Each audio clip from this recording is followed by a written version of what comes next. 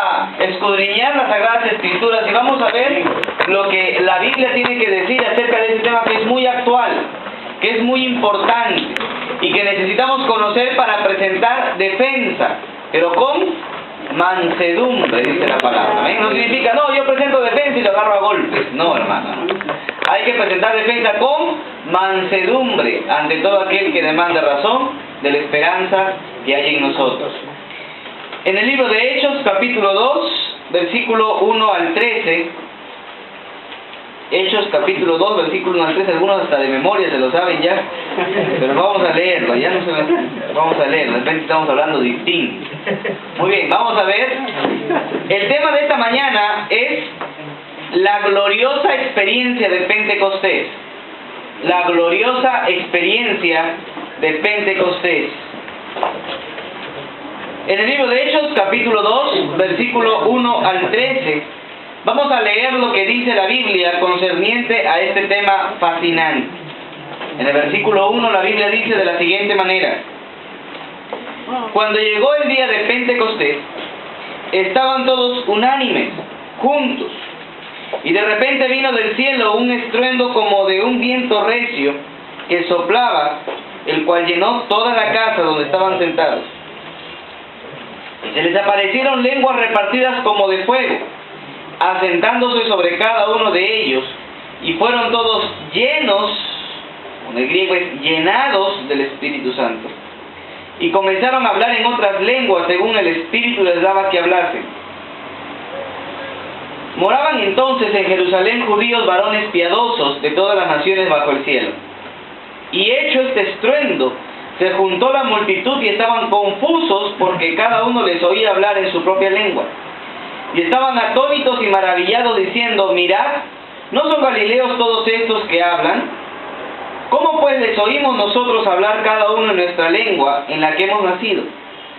Partos, medos, elamitas, y los que habitamos en Mesopotamia, en Judea, en Capadocia, en el Ponto, en Asia, en Frigia, en Panfilia, en Egipto, y en las regiones del África, más allá de Cirene, y los romanos aquí residentes, hasta en Latín, tanto judíos como prosélitos, cretenses y árabes, les oímos hablar en nuestras lenguas las maravillas de Dios.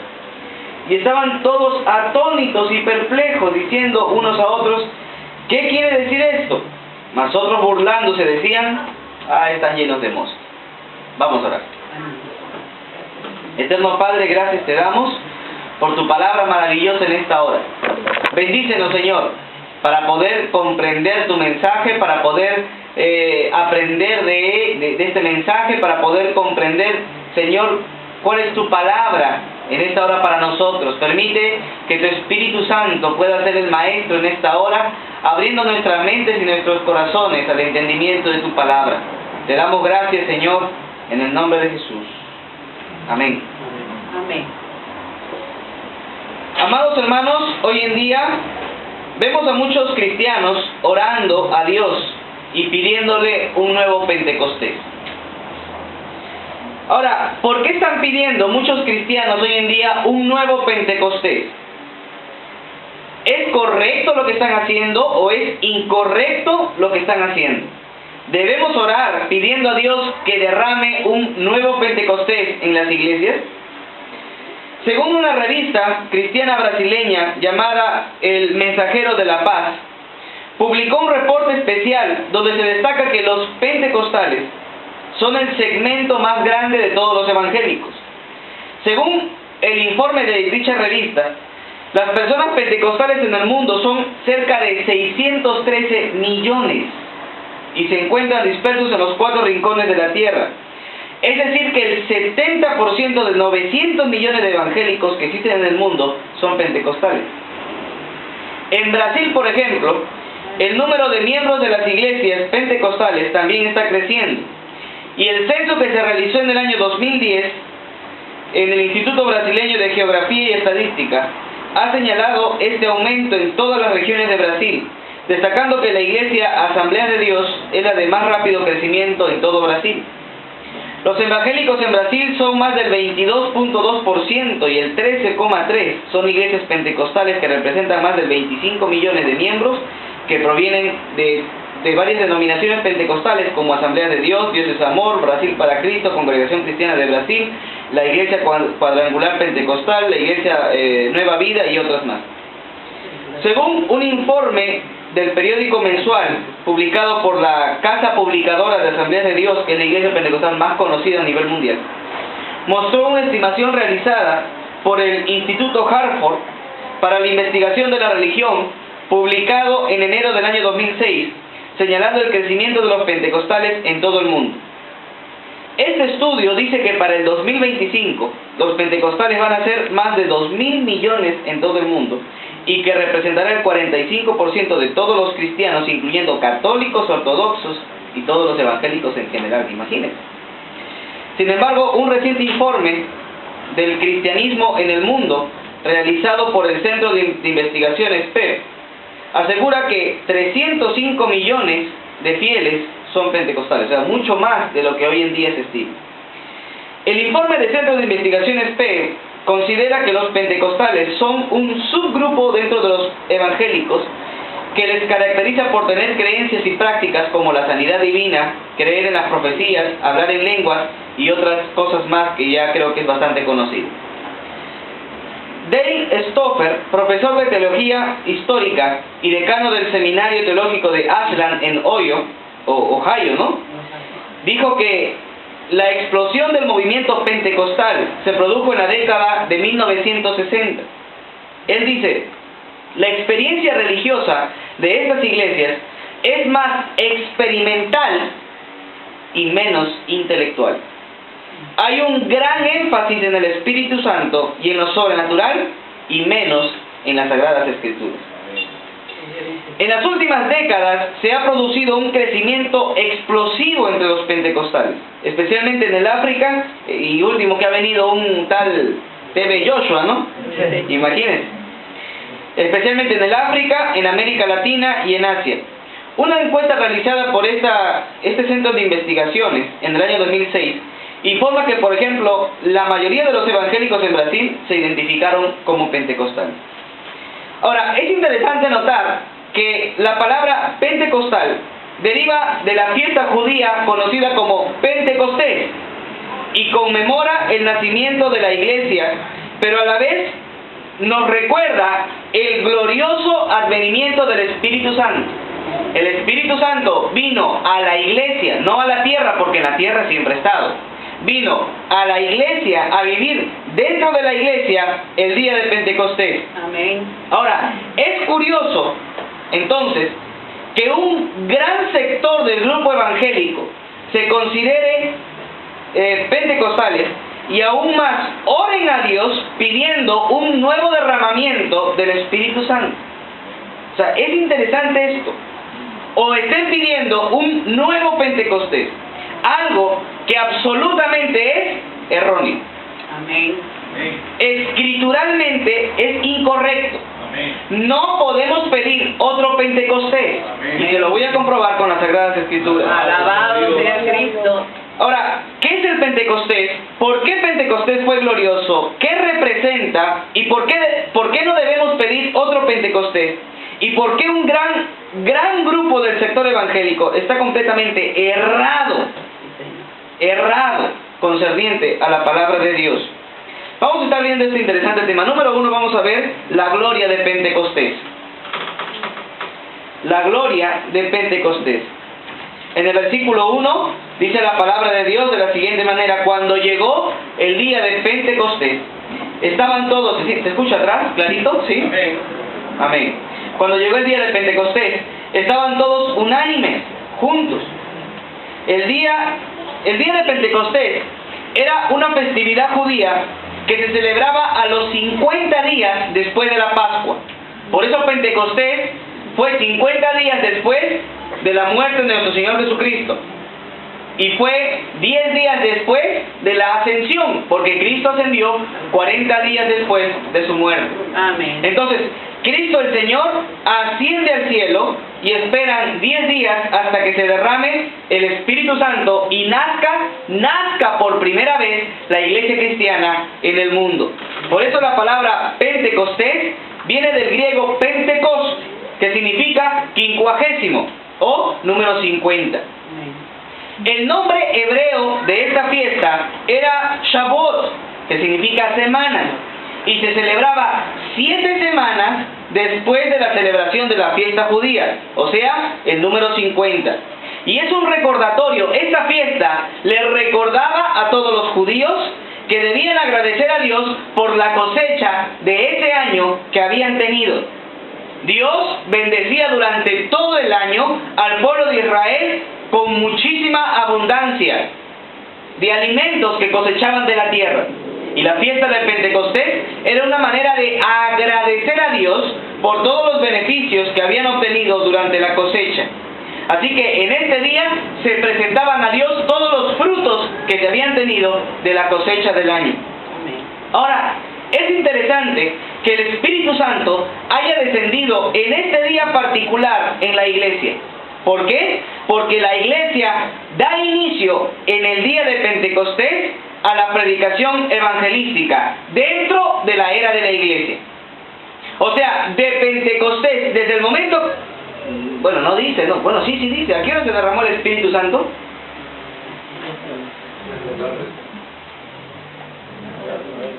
A la hora novena, dice. No, a la hora novena, muy bien. ¿Qué hora es la hora novena? La hora 1 es las 6 de la mañana. Más o menos 3 de la tarde, ¿verdad? Claro. Si 6 de la mañana es la hora 1, la hora novena, 3 de la tarde. ya entonces cerca de entre las 2 y 3 de la tarde se derramó el Espíritu Santo. Imagínense. Ahora, ¿por qué? O sea, quiere decir que desde Pentecostés, desde el día anterior, ¿verdad?, hasta ese día a las 3 de la tarde no existía la iglesia. No existía. Desde las 3 de la tarde en adelante empieza la era de la iglesia. ¿Entienden o no? O sea, desde antes de eso no existía la iglesia. Y los apóstoles no eran iglesia. Y los que habían creído en Cristo no eran iglesia. Y los 120 no eran iglesia. Y los 500 que vieron tampoco eran iglesia. Ellos eran creyentes mesiánicos, porque creyeron en el Mesías. Pero la iglesia se inicia después de Pentecostés. Con Pentecostés se inicia la iglesia cristiana. ¿Por qué? Porque el Espíritu Santo viene a vivir dentro de los creyentes. Antes de Pentecostés, el Espíritu Santo no vivía dentro de los creyentes. No vivía dentro de los creyentes. ¿Me entienden o no? Amén. Venía por momentos y luego se iba, como cuando vino con Elizabeth, con Zacarías, con Juan el Bautista y con muchos otros. Amén. El primero que tuvo el Espíritu Santo en la tierra de manera permanente fue Cristo. Amén, aleluya. Fue permanente. Pero después de él nadie. Es más, sobre los apóstoles venía y se iba. ¿Me entienden o no? Porque en un momento que Jesús le dice, muy bien, está con todos los apóstoles por ahí, muy bien, ¿quién dice la gente que soy yo? Y uno ya dice que tú eres Juan, otro dice que tú eres Jeremías, otro dice que tú eres Juan el Bautista, otro dice que eres uno de los profetas. Eso dice la gente. ¿Y quiénes dicen ustedes quién yo soy? Se quedaron callados. Y Pedro recibió el Espíritu Santo. ¿O no? Vino el Espíritu. Tú eres, le dijo, tú eres el Cristo, el Hijo de Dios. El del Dios viviente. ¿Se da cuenta? En ese momento recibió la iluminación. Y Jesús, ¿qué le dijo? Te felicito, Pedro, porque esto no te lo ha revelado carne ni sangre, sino mi Padre que está en los cielos. Y comienza a hablar y a hablar, y hasta habla de su muerte. Dice, es necesario que el Hijo del Hombre muera, pero que a los 3 días le dice, resucite. Y se le acerca a Pedro, Señor, ten cuidado de ti, ¿cómo te vas a ir a la muerte? O sea, 20 minutos antes, Pedro estaba lleno del Espíritu Santo. Y después de 20 minutos, hablaba torpezas. ¿Se da cuenta? O sea, es interesante. ¿Y Jesús qué le dice? Apártate de mí, Satanás. O sea, no sé si está entendiendo. Sí, o sea, aún en los apóstoles el Espíritu Santo venía y luego se iba. Amén. Venía y se iba.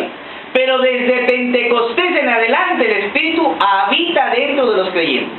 O sea, nunca más va a salir. Gloria al Señor. Está allí. ¿Hasta cuándo está? Según Efesios, hasta el día en que venga Jesús.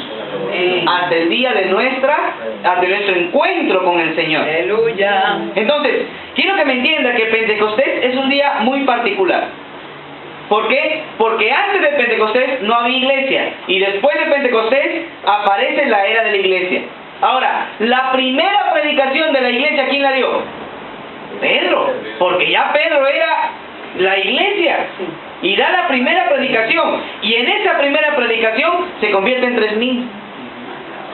O sea, es tremendo, interesante y maravilloso lo que Dios había hecho. Estaban presentándole a Dios los primeros frutos. Gloria al Señor. O sea, ¿por qué se celebra en Pentecostés? Porque en Pentecostés se entregaban los primeros frutos de la cosecha. Y la primera cosecha de la era de la iglesia fue en el día de Pentecostés. Gloria a Dios. 3,000 personas se entregaron al Señor. Hoy en día hacen de todo, hacen mimos, hacen shows, traen rockeros y va gente y no se convierte. Son incrédulos haciéndose pasar por creyentes y no se convierten. Hermanos, necesitamos sermones como los de Pedro. Amén. Gloria al Señor. Amén. Amén. Sermones que no estén pasándole la mano a la gente, sino que le hablen la palabra de Dios. Ahora, ¿cómo se manifestó el Espíritu Santo en el día de Pentecostés? Porque cuando vino el Espíritu Santo de manera especial sobre Cristo, que es la cabeza de la iglesia, vino en forma de paloma. Pero en el día de Pentecostés, el Espíritu Santo no viene en forma de paloma. En el versículo número 2 y 3 dice la palabra de Dios. Y de repente vino del cielo un estruendo, como de un viento recio que soplaba, el cual llenó toda la casa donde estaban sentados. ¿Cómo estaban? Sentados. Dice, y se les aparecieron, dice la palabra de Dios, lenguas repartidas como de fuego, asentándose sobre cada uno de ellos. Hermanos, un gran estruendo, el primer símbolo del Espíritu Santo en el día de Pentecostés fue un gran estruendo. El término griego, echos, se traduce como el sonido que produce el bramido del mar. Usted ha visto cuando el mar comienza a soltar sus olas y comienza a ver el bramido del mar, es fuertísimo ese sonido.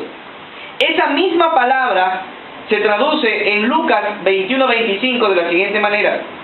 Entonces, dice Cristo, habrá señales en el sol, en la luna y en las estrellas, y en la tierra angustia de las gentes, confundidas a causa del bramido o del estruendo del mar y de las olas.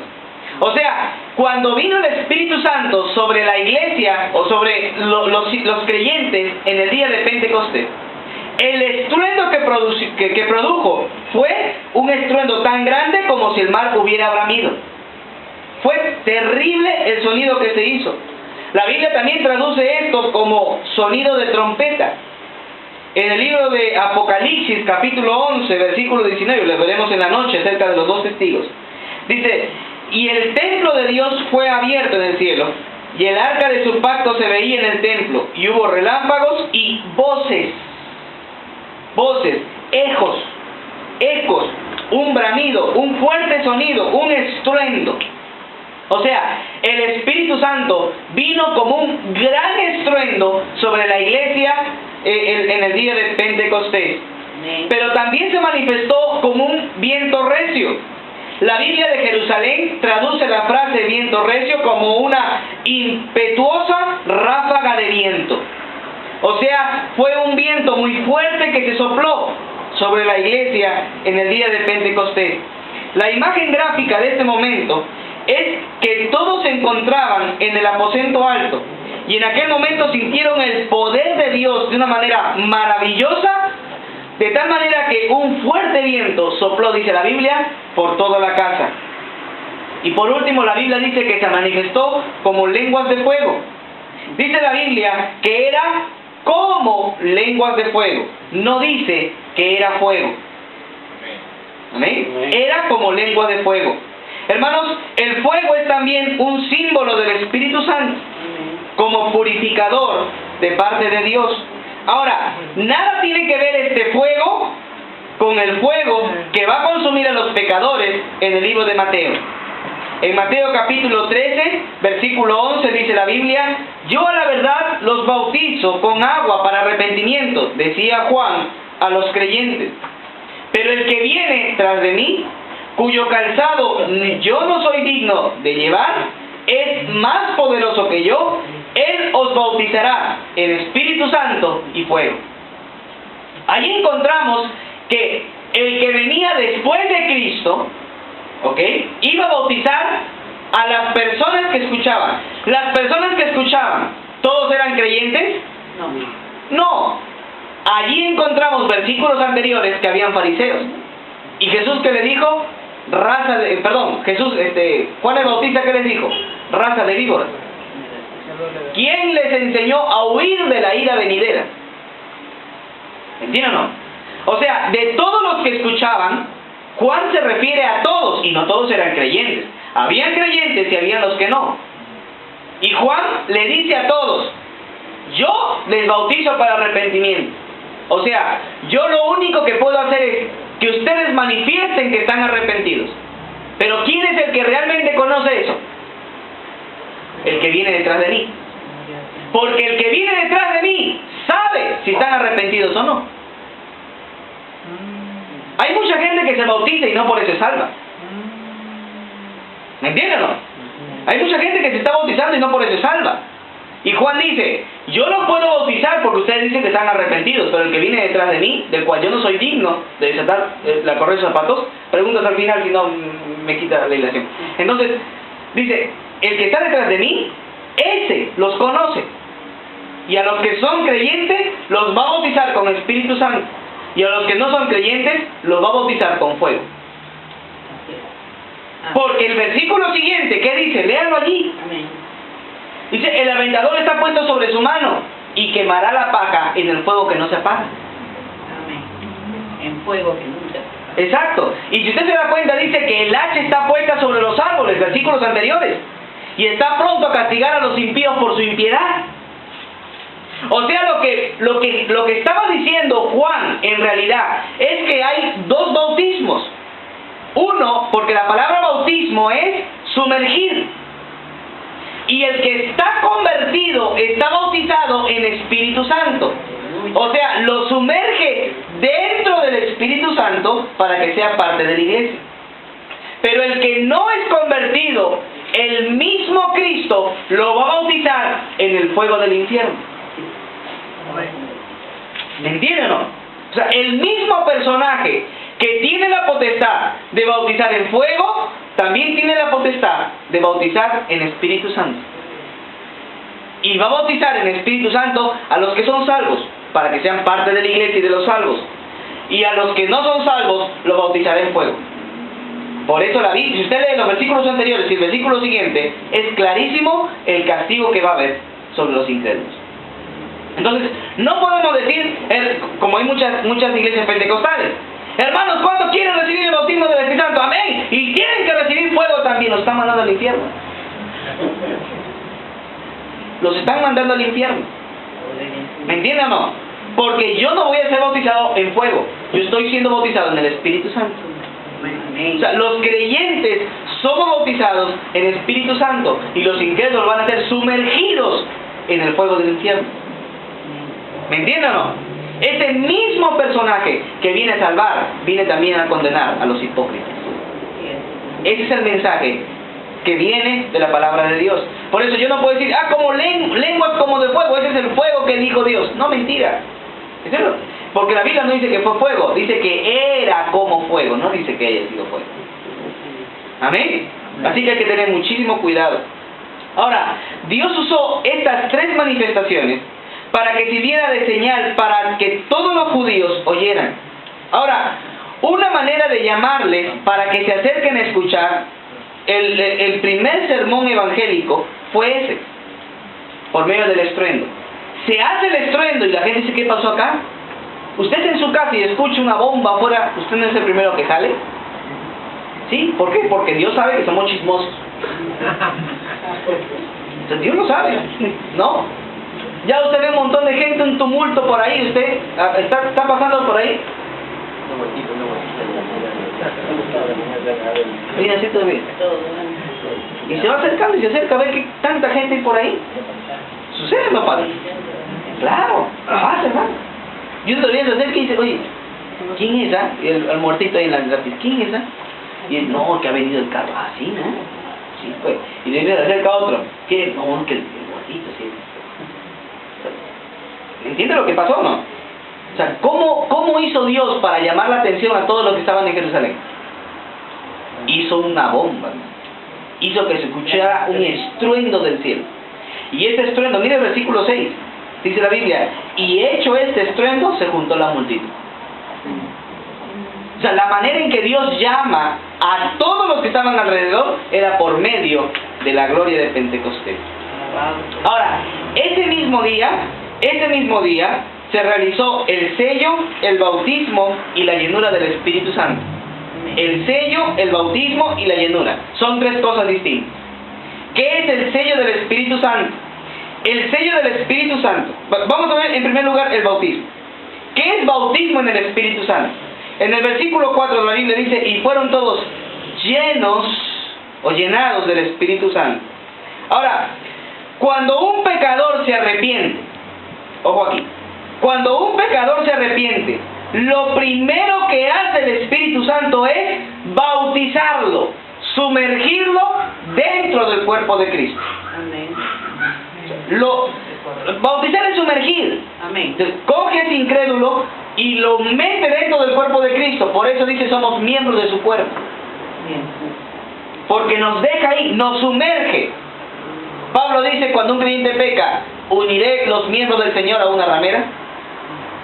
O sea, estamos dentro. ¿Quién lo hace? Cristo, por medio de su Espíritu Santo. Nos sumerge dentro de su cuerpo. De tal manera que 1 de Corintios, capítulo 12, versículo 13, la Biblia dice, porque en un solo Espíritu fuimos todos bautizados. En un cuerpo. En un cuerpo. Sí, Señor. O sea, estamos dentro del cuerpo de Cristo. ¿Por medio de qué? Del bautismo en el Espíritu Santo. O sea, estamos dentro del cuerpo. Sean judíos o griegos, sean esclavos o libres, no importa la condición social. A todos se nos dio beber de un mismo Espíritu. Pregunta, ¿hay un creyente que no tenga el Espíritu Santo? No, no hay ni un solo creyente que no tenga el Espíritu Santo. Todos tenemos el Espíritu Santo. Y si no tiene el Espíritu Santo, pues no es creyente. ¿Me entienden o no? Entonces, esa enseñanza de que después de la conversión hay que recibir el Espíritu Santo es una farsa. Es un engaño. Es una mentira. Eso no es verdad, hermano. ¿Amén? Amén. Eso no es verdad, es un engaño. Es un engaño que la gente ha hecho, pero que no es lo que dice la palabra de Dios. La Biblia, que es palabra de Dios, nos dice que todos fuimos bautizados en el Espíritu Santo, todos. Todos. No hay creyente que no haya sido bautizado en el Espíritu Santo. Y ahí la preposición en puede también ser con, en un solo espíritu, dice, y fuera porque con un solo espíritu fuimos todos bautizados. Entonces, ¿qué quiere decir? Que no hay creyente que no esté bautizado con el Espíritu Santo.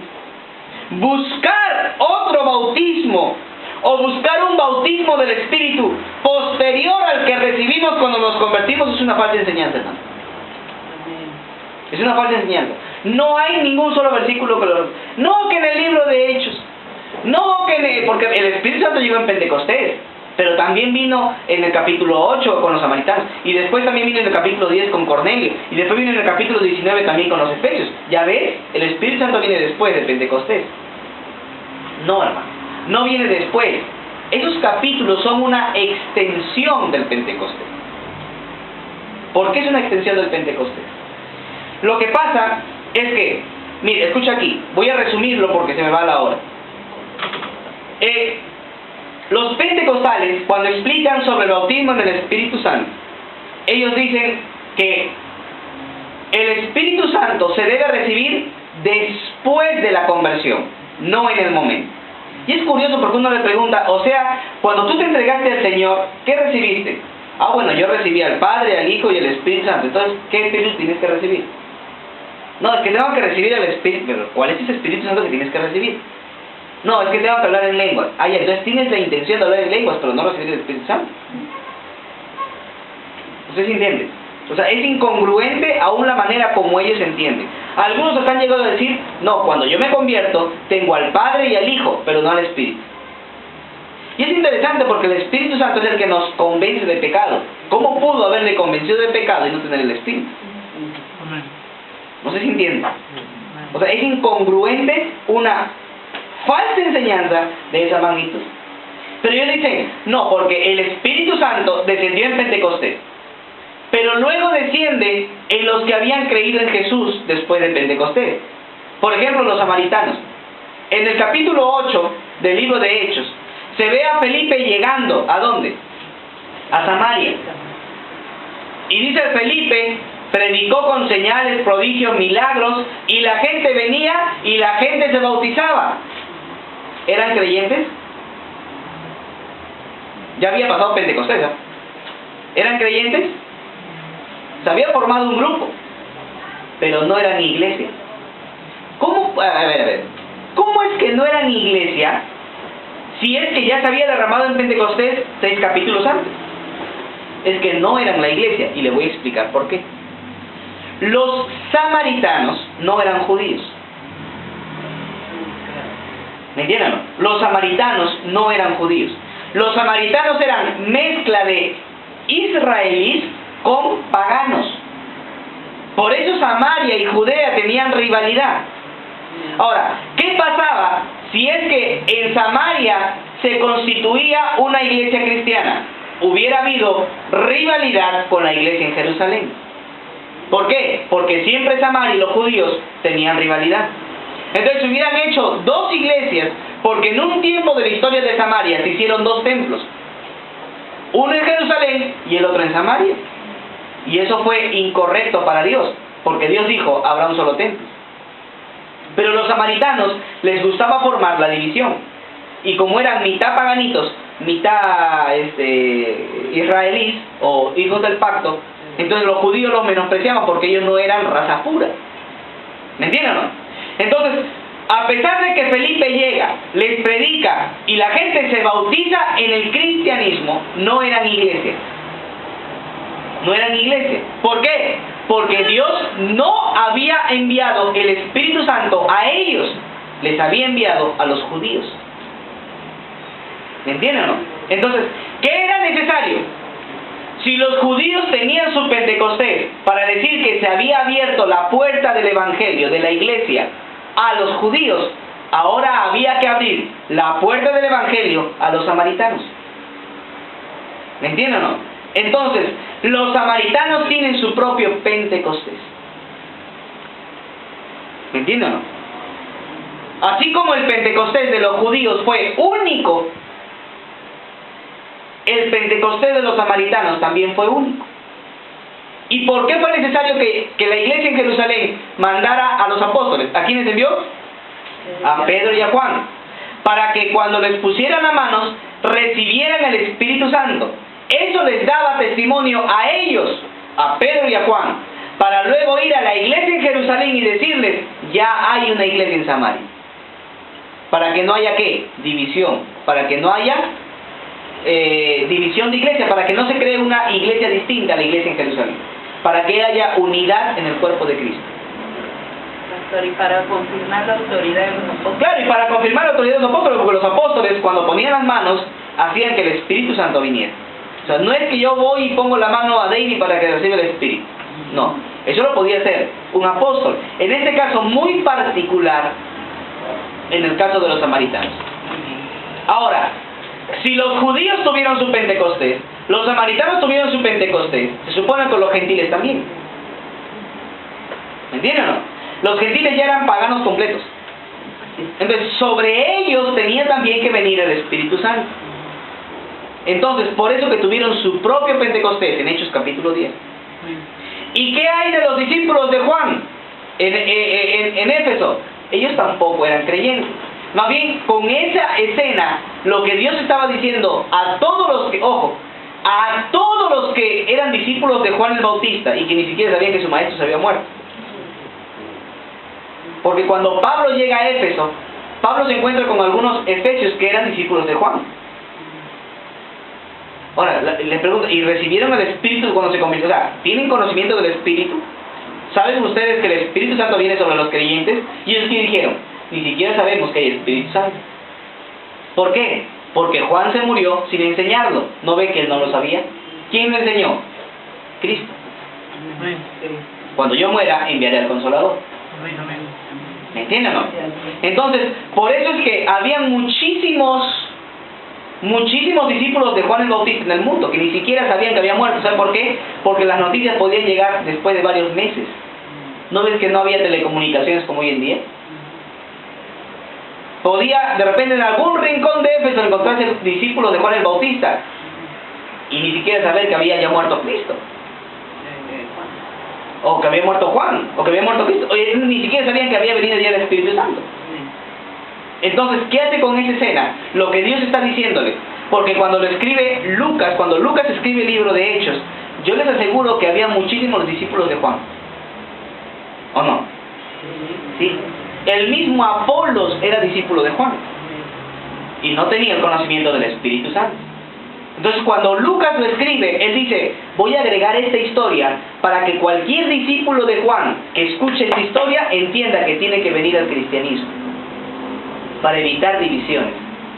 Si es que Dios no hubiera seguido este patrón, hubiera una iglesia judía, una iglesia samaritana, una iglesia gentil y una iglesia de los discípulos de Juan. O sea, hubieran 4 iglesias en el mundo y no una. Se hubiera perdido la unidad. Por eso, estos casos muy particulares no se vuelven a repetir en ningún lugar. Son 4 ocasiones en las que el Espíritu Santo viene solo para confirmar que la puerta se ha abierto para judíos, para samaritanos, para gentiles y para los discípulos de Juan. No hay otro Pentecostés. Amén, gloria a Dios. No sé si entienden. Amén. No es una enseñanza que después de creer en Cristo hay que buscar un Pentecostés, o que después de creer en Cristo viene el Espíritu Santo. No, no es así. El libro de Hechos es un libro histórico y lo histórico no es repetitivo. Ahora, cuando el Espíritu Santo viene, no solamente nos bautiza, también nos sella. En el libro de Efesios, capítulo 1, versículo 13, la palabra de Dios dice, en él también ustedes, habiendo oído la palabra de verdad, el evangelio de vuestra salvación, y habiendo creído en él, fuisteis sellados con el Espíritu Santo de la promesa. Hermanos, todo creyente ha sido sellado y bautizado con el Espíritu Santo. No debemos buscar más sellos. Ya hemos sido sellados en el día que oímos y creímos. Eso es lo que dice la Biblia. Oyeron, creyeron y fueron bautizados. Oyeron, creyeron y fueron sellados. No hay otro sello, no hay otro bautismo. No sé de dónde sacan esa mentira. Ahora, y el Espíritu Santo está presto para llenar a los creyentes. La llenura del Espíritu Santo no es inmediata. En el caso de los apóstoles y de Pentecostés, sí fue inmediata, porque fue en el momento en que se suscitó el sello, el bautismo y la llenura. Pero hoy en día, el Espíritu Santo está presto para llenar al creyente. Aunque hay muchos creyentes que les falta mucho la llenura del Espíritu.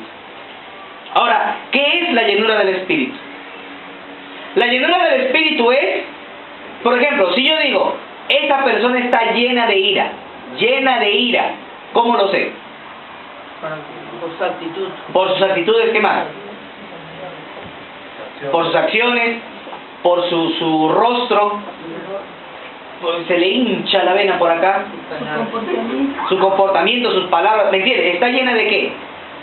Llena de ira. O sea, se manifiesta cuando la persona está llena de algo.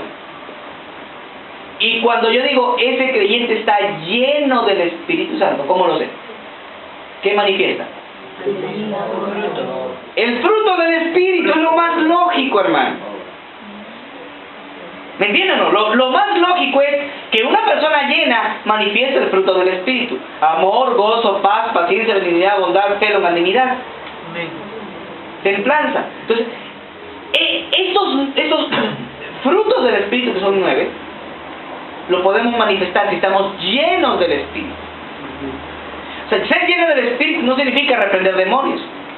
Ser lleno del Espíritu no significa hablar en lenguas. Ser lleno del Espíritu no significa, hermanos, salir y hacer milagros. Los apóstoles hacían milagros y no estaban llenos del Espíritu. Es más, Judas reprendía demonios y los demonios lo obedecían y no era salvo. No sé si me entiende. O sea, ser lleno del Espíritu no significa hablar en lenguas. Amén. Ser lleno del Espíritu. Ah, no, que yo sé que está lleno. ¿Cómo sabe que está lleno del Espíritu? Ah, porque se pone como trompito. Mira cómo da vuelta, vuelta, vuelta. Está bien lleno del Espíritu. A ver, pásale la voz y dígale que tenga cuidado con la hermana que le está golpeando el pie. Hermanita, esta que da vuelta, así vuelta. Hermanita, esta que le pisa el pie a la hermana. Por favor, déjame adorar en el Espíritu. Y sigue. No sé si me entiendes. Esa reacción que está demostrando que no está llena del Espíritu Santo. No tiene fruto. Mire, estar lleno del Espíritu Santo, y escucha aquí, estar lleno del Espíritu Santo no significa hablar en lenguas. Estar lleno del Espíritu Santo significa controlar la que tiene. Aleluya. Amén. Gloria al Señor. ¿Se acabó el amén? Amén. Si usted controla su lengua, tiene amor, tiene gozo, tiene paz, paciencia, benignidad, longanimidad, bondad, fe, mansedumbre, templanza. Gloria al Señor. Amén. No, que está bien hablando en lenguas el hermanito. No, que hermanita, venga, voy a enseñarlo en el día. Sigue la bazooka. ¿Y creen que eso es hablar en lenguas, hermano? Eso es un engaño. Amén. Es un engaño, hermano. Y no podemos creer las falsas enseñanzas. Alabado sea Cristo. Por eso, una persona que está llena del Espíritu, yo sé que esa persona está llena del Espíritu. Ah, ¿por qué? ¿Porque hace milagros? No, porque tiene amor. Tiene amor, tiene gozo, tiene paz, paciencia. Es una persona que está manifestando el gozo de Dios en su vida. Ahora, ¿debemos pedir ser llenos del Espíritu Santo? Amén. Hay un coro que inclusive cantamos y decimos: Santo Espíritu llena mi vida, que por Cristo, ¿cómo es? Pues con Cristo Yo quiero, reinar. ya, con Cristo yo quiero reinar, muy bien. Ya, eso está mal, no está bien. Porque le pregunto, cuando usted se convirtió, ¿usted le pidió al Espíritu Santo que venga? Usted le dijo: Señor, entiendo teológicamente que tu Espíritu Santo va a venir, me va a redarguir de pecado, me va a hacer una nueva criatura y me va a dar una nueva naturaleza. Espíritu Santo, ven y haz una nueva criatura. ¿Usted le dijo eso? No, usted le dijo: Señor, perdona mis pecados, entra en mi corazón y hazme salvo. Y sin que usted se lo pida, vino el Espíritu y lo bautizó y lo convirtió y lo hizo una nueva criatura, sin pedírselo. Hay personas que dicen: Señor, lléname de tu Espíritu, lléname de tu Espíritu, y son terribles para chismosear. Señor, lléname de tu Espíritu, y están por allí hablando mal del hermano, creando discordia, haciendo cosas terribles. La Biblia, hermanos, ¿cómo vivo lleno del Espíritu Santo? Sujetándome a Dios. Mientras usted más se sujete a Dios, mientras usted más se sujeta a la palabra, sin necesidad de pedírselo, el Espíritu lo llena. Amén. O sea, ¿qué necesidad hay, Señor? Lléname si no me sujeto a la Biblia.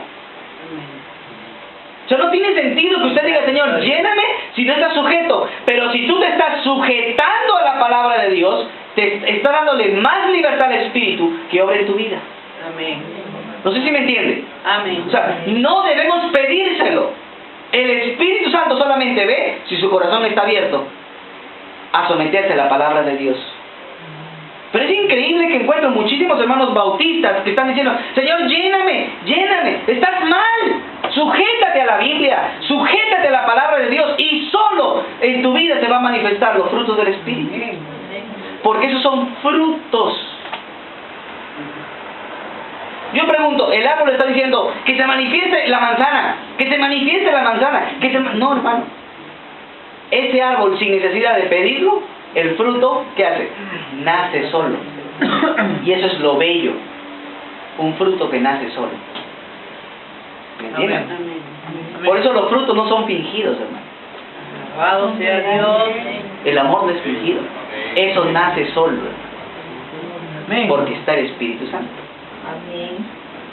No, hermano, ¿por qué se le ha perdido un sol? No, hermano, ¿qué pasa? ¿Está que se burla de mí? Lo que pasa es que yo soy humilde.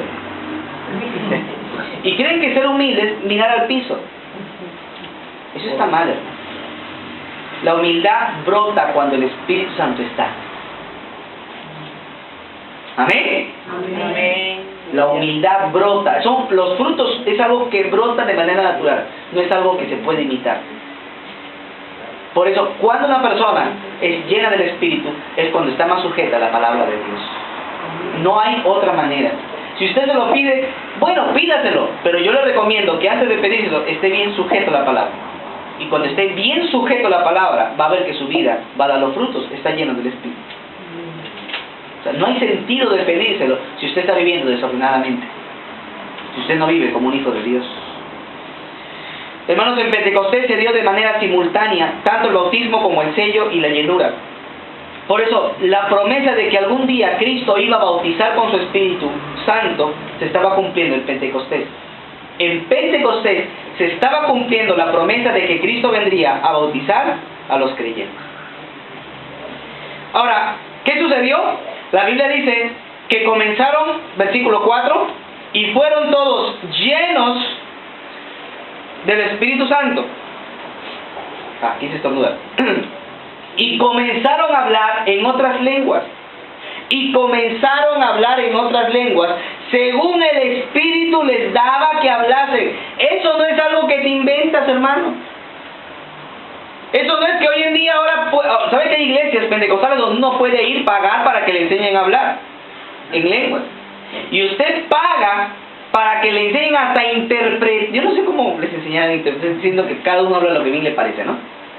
Pero les enseñan para interpretar, ¿no? Y hasta hacen prácticas. A ver, yo voy a hablar y tú me lo interpretas, ya. ¿Sé grabación o no sé grabación? Ya, allá, tú eres mi profeta y yo soy el ungido. Ya, muy bien, 20. Les enseñan, hermano. Les enseñan. ¿Se da cuenta, no? Pero dice la Biblia que es algo que el Espíritu daba que hablasen. Ahora, algo que notamos en el libro de Hechos es que la palabra glosa en el griego se traduce idioma. Idioma. O sea, quiere decir que podemos decir, y comenzaron a hablar en otros idiomas, como el Espíritu les daba que hablasen. ¿Y cómo sé que eran idiomas inteligibles? Perdón, eran idiomas legibles, o eran idiomas correctos, entendibles, y no eran balbuceos ininteligibles. ¿Cómo lo sé? Porque la gente decía, oye, mira, está hablando en parto, está hablando en Mera, en Elamita, en Mesopotamia, en Judea, en Samaria, Capadocia, Asia, en Ponto, hasta en latín. O sea, era tremendo que la gente entendiera su idioma, porque el Espíritu Santo les había dado a ellos que las lenguas manifestaran que había llegado el nacimiento de la iglesia. ¿Sabe qué significa ese evento de las lenguas allí? Significa que para Dios no hay excepción de personas. Que de cualquier tribu, lengua y nación que venga a los pies de Cristo es salvo. Ese era el mensaje. Por eso dice, cada uno les oía hablar las maravillas de Dios. Entonces, las lenguas, amados hermanos, no son balbuceos ininteligibles. Las lenguas no son invenciones que la gente hace. Las lenguas venían por el Espíritu Santo y eran idiomas con su propia sintaxis, con su propia gramática, con su propio vocabulario. Señor, ¿Sí se entiende? Son idiomas codificados, programados, que tienen lo mismo. Por eso que la gente podía entenderlo. Ahora, la lengua era una señal objetiva para los judíos de que había nacido la iglesia. En el libro de Isaías capítulo 28, versículo 11, la Biblia le dice a los judíos: porque en lengua de tartamudos y en lengua extraña hablaré a este pueblo, a los cuales dijo: este es el reposo, da reposo al cansado, y este es el refrigerio, mas no quisieron oír. La Biblia dice: en lengua extraña hablaré a este pueblo. O sea, hablando de los judíos. Pero a pesar de que les hable, no querrán oír. Eso se estaba cumpliendo en Pentecostés. ¿Pero por qué lengua extraña? Y a veces son las lenguas angelicales. ¿Y cuál es la lengua angelical? No, eso no es lengua angelical. Y estás usando 1 Corintios 13:1, estás completamente perdido porque no sabes ni siquiera de lo que estás hablando. Y así que antes de entrar por ahí, vamos a volvernos sobre todo a Isaías 28. Porque la Biblia dice en lengua extraña. Este versículo tiene básicamente un contexto inmediato de cumplimiento. ¿Cuándo se cumplió este versículo? Cuando Judá no se quiso arrepentir y Dios mandó un pueblo, en este caso los árabes. Y los árabes, que tenían una lengua extraña al hebreo, los castigaron duramente. Y cuando los árabes hablaron, ellos no entendían. Por eso dice: en lengua extraña les castigaré y ni aún así entenderán. Ese era el mensaje. Pero Pablo, guiado por el Espíritu Santo, dice: escríbelo en 1 Corintios y di: en lengua extraña hablaré a este pueblo y ni aún así me oirán. Hablando del don de lenguas. ¿Me entienden o no? O sea, el don de lenguas tenía la facultad de demostrar que Dios había llegado por medio de la iglesia a todas las naciones. Pero si un judío no se convertía, iba a ser un castigo, como lo fueron los árabes, también muchísimos años antes. Número 2. Lo que significó Pentecostés. Lo que significó Pentecostés. Hermanos, Pentecostés es una ilustración de la Torre de Babel.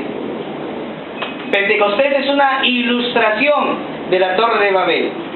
En Babel vemos a los hombres pecaminosos buscando construir su propia gloria.